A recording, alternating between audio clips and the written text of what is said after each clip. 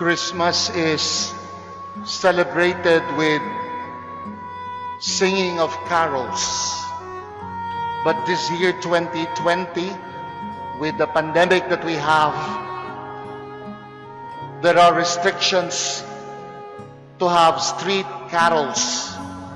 And so we miss the kids coming to our homes and bringing us a nice feeling of Christmas.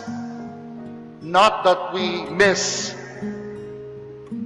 the carols of the kids, but on this Holy Mass, we also recognize that we miss the person named Carol.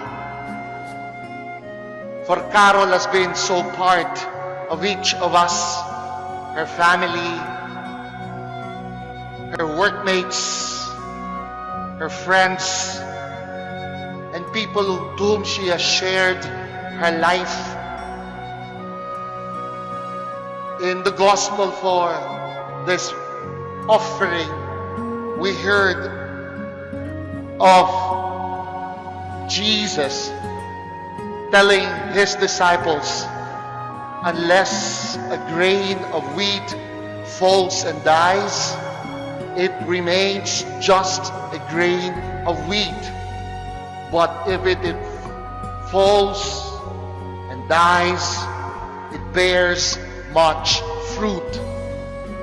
The imagery comes very strong when we remember Jesus, who has given his life to others.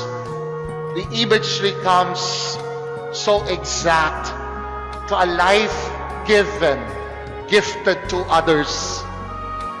And perhaps that is the way we wish to remember Carol, a person who has also gifted her life for others. Such selflessness. But by being selfless, Carol is also genuine, true in giving her life to meet the needs and aspirations of others. She is not just selfless for the Vista Company, for MBV, for Prime Water.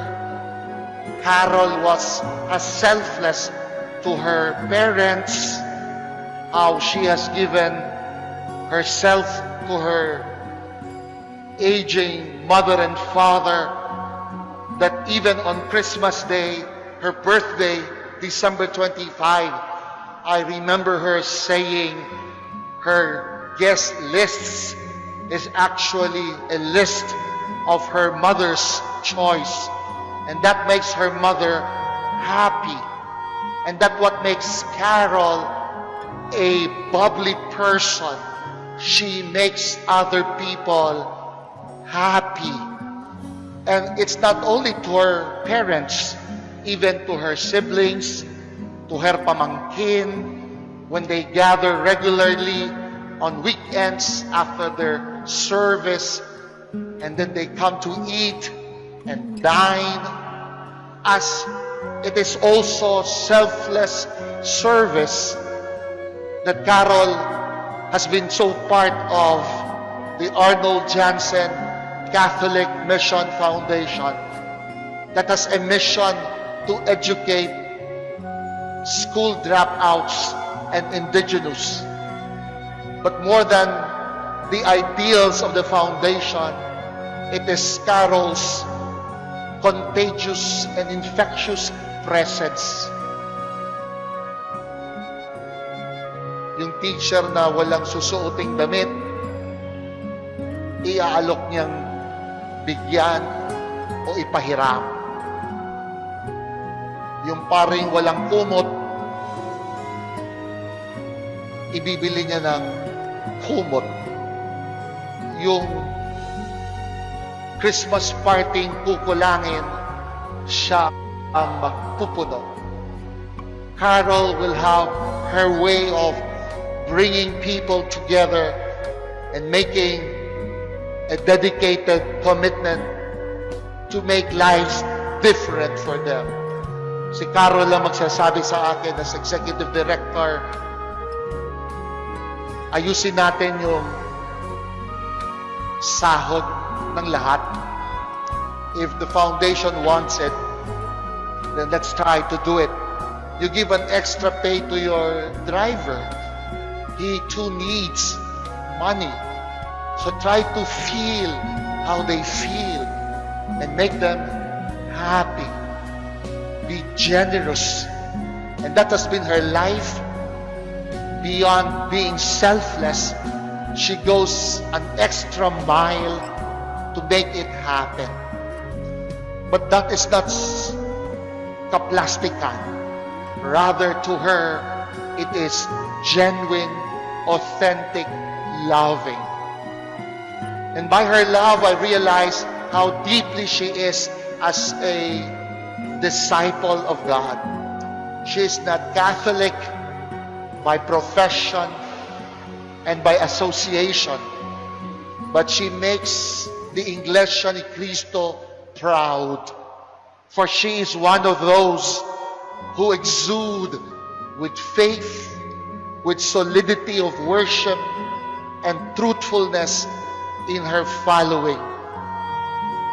She shares not too loud the INC beliefs, but by her witness of loving and caring and giving her time and an extra mile, she proves to be an authentic disciple of God. And religion has never been a problem. She comes to join Arnold Janssen, who is housed here at Sacred Heart Parish. Some of her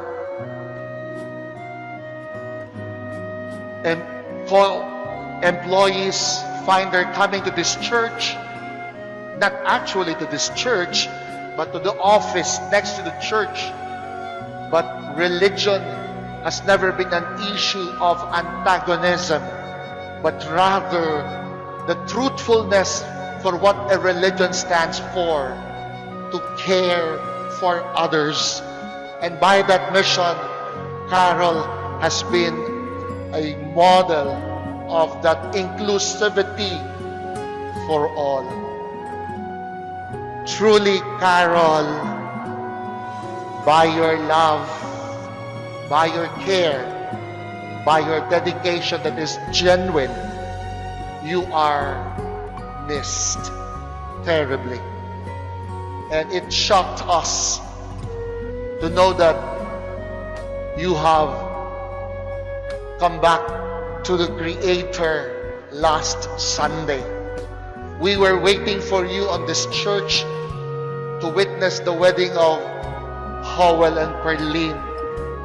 You were part of their journey, and we missed you that Saturday. We never thought that you were already perhaps in pain, in agony, or being alone. But you never bothered us, for that has been what you are. You never wanted to bother anyone. But being alone and single does not mean you are not connected. Carol lived a single life, but she has been so connected.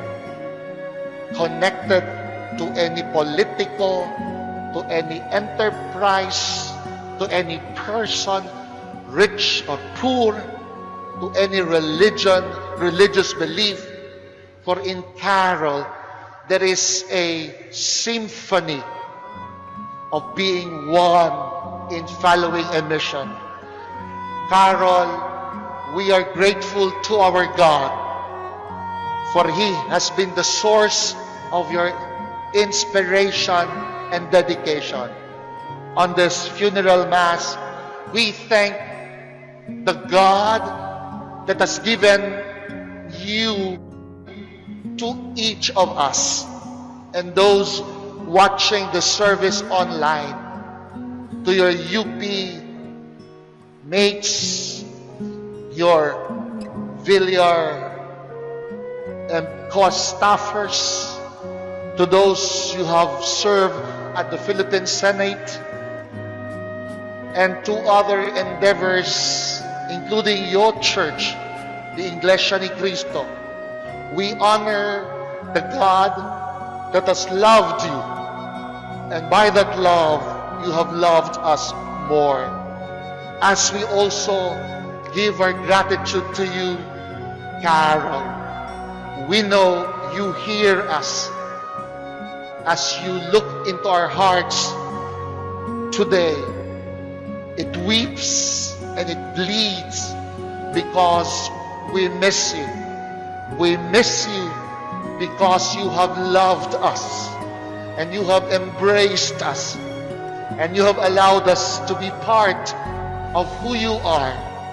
And so what we are now, part of our joys, our celebration, is because you were there. And now as we come to this Christmas, on your birthday, we can only thank God. As Christ was born in our tradition on the 25th, your own birthday is a celebration of God's gift of life and person. Maraming salamat, Caroline Cadelina.